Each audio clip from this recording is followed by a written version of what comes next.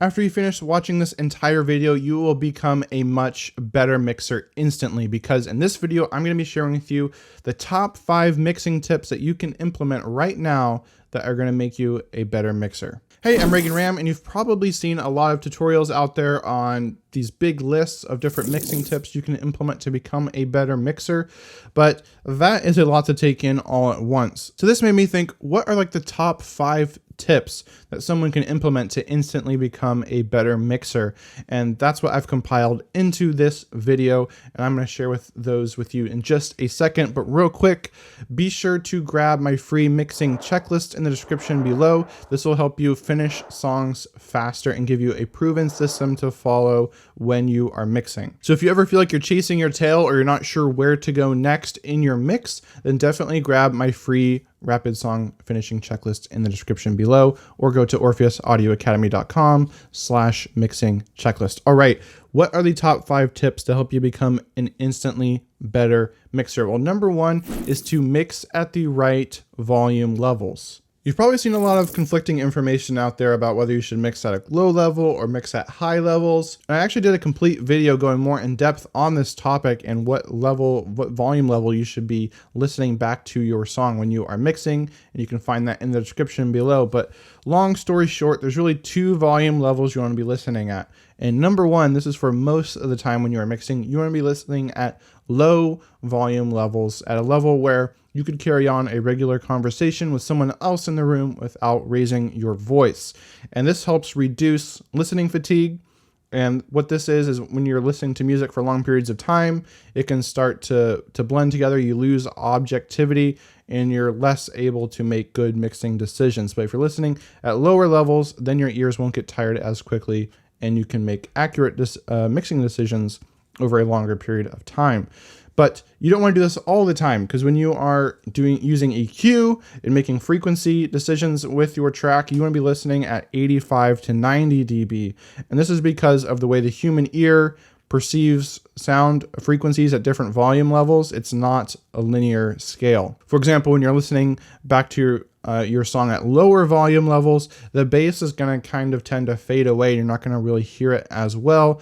And that can cause you to want to crank up the bass in your mix, which is not what you want to do, because now your song is going to have way too much bass. Whereas if you just listened at the correct volume level, then you would have heard that there's enough bass already. So again, I have another video that goes more in depth on this. You can check it out in the description below. But in short, just know if you're using EQ, listen back to your song at 85 to 90 dB. The rest of the time, be mixing at a lower volume level. All right, tip number 2 is to follow a proven mixing system. So if you're approaching your mix and just kind of going from one thing to the next as you feel like it, or as you sense something has a problem and you're basically putting out fires and having to go back and remix something as you change things and you're chasing your tail, this is not what you want. You want a proven mixing system that you can follow and do one thing at a time, step by step, until you've finished the entire mix. And this is going to actually help you finish more projects as well, because when you don't have a system you're following, you're always thinking, what do I need to do next?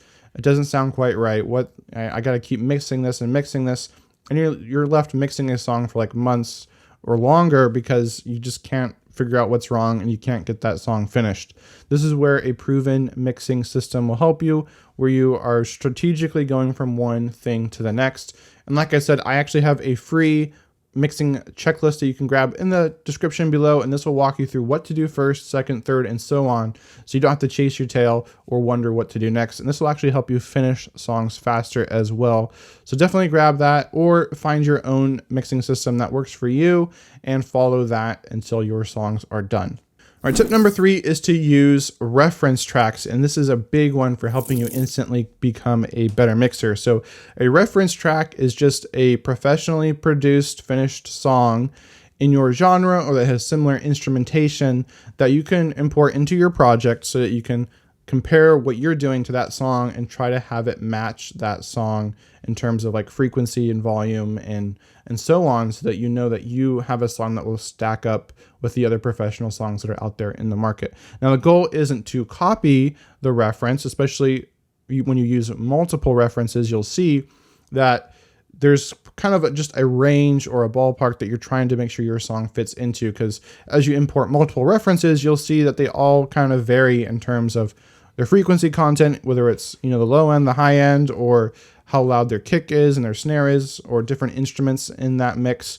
But you just want to make sure that your song is in that ballpark, and having these reference tracks will help you do that, right? It's kind of the difference between someone saying, hey, go draw a picture of a house, giving you, no other input.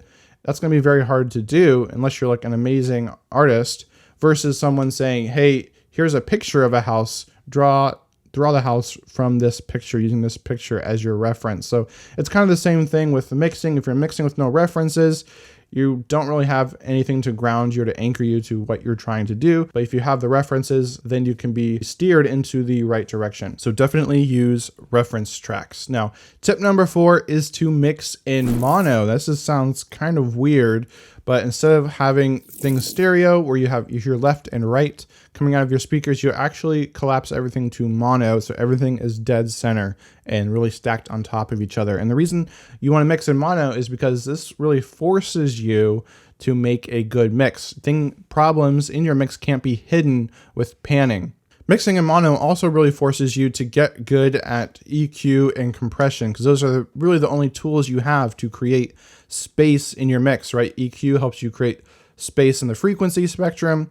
Compression helps you control dynamics, so you're creating space in terms of volume. And you won't use compression for all of that. You also have your volume balance. So really, it's EQ, volume balance, and compression. When you're mixing in mono, it forces you to create a good balance there before moving into panning and adding in other effects. So mixing in mono is a great tip to help you instantly become a better producer, because it really forces you to make sure everything has space and you can hear everything and everything is balanced well. And so then when you do switch to stereo, everything opens up and it's going to sound good. So if you can create a good mix in mono, then you're going to have a good sounding stereo mix as well.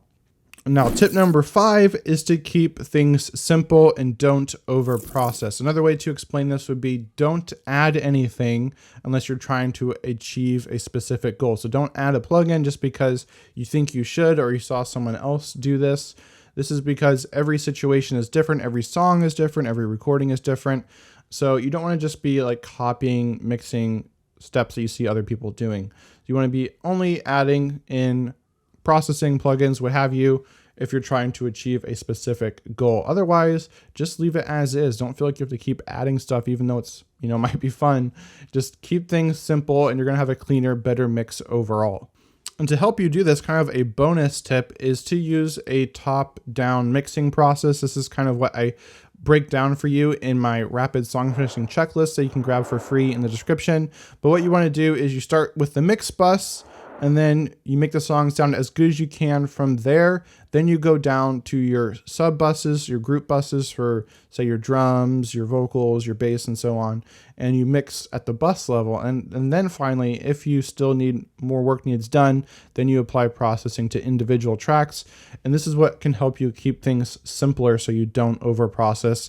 And you can get your song finished much faster because you're applying group processing first before individual tracks. So you can take bigger strides faster in the mixing process so you can get those great quality professional sounding mixes without having to apply tons and tons of processing and creating a mess. So grab that free checklist in the description if you haven't already, and if you want more help producing pro quality mixes from home, then just check out my playlist on the screen, and be sure to drop a comment below about which of these 5 strategies stood out to you the most and are you going to try to implement in your next mix. All right, have a great day and keep creating.